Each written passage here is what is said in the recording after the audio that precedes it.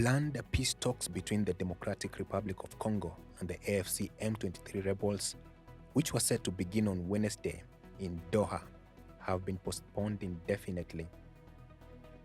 The high-stakes meeting had been billed as the first formal engagement between Kinshasa and the M23 since the rebel group seized control of Goma and Bukavu, the two largest cities in the eastern Congo.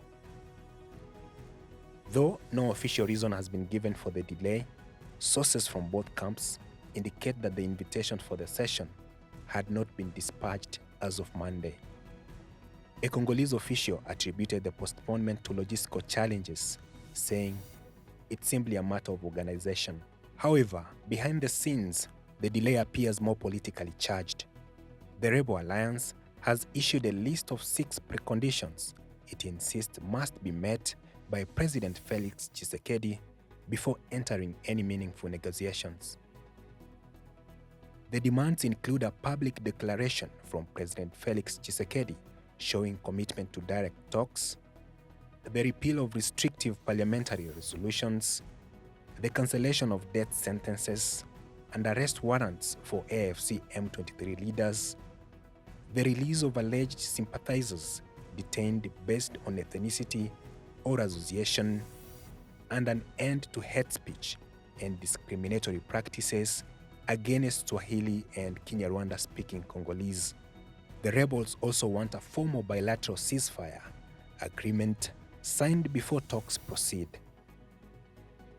The talks were arranged following a surprise meeting in Doha between President Tshisekedi and Rwandan President Paul Kagame, mediated by Qatar Emir.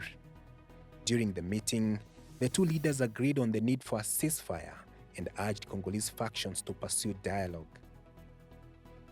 The meeting took place against the backdrop of Tshisekedi's claims that Rwanda is supporting M23's offensive in the east.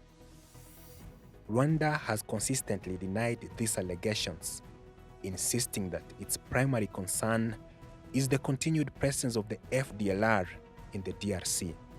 Rwanda maintains that the militia group linked to the 1994 genocide against the Tutsi poses a significant threat to Rwanda's security due to its genocidal ideology. Just 2 days before the Kagame-Tshisekedi meeting in Doha, AFC M23 rebels had withdrawn from planned talks with Kinshasa in Angola in protest against international sanctions imposed on members of the group. The M23, which now controls nearly half of the eastern DRC, had been advancing rapidly towards Kisangani, the country's third largest city, until Qatar brokered a ceasefire and halted their movement.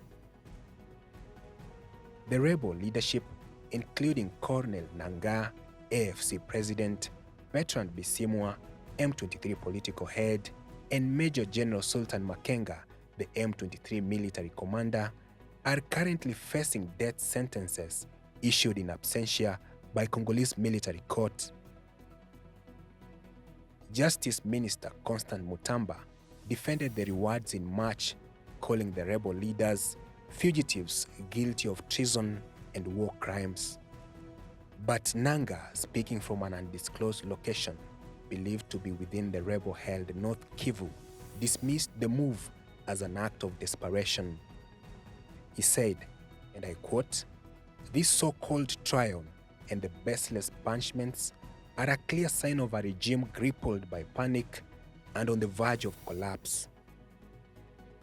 It remains to be seen whether Tshisekedi's administration will heed the Rebel Alliance's demands and pave the way for the direct talks aimed at silencing the guns in the eastern DRC for good.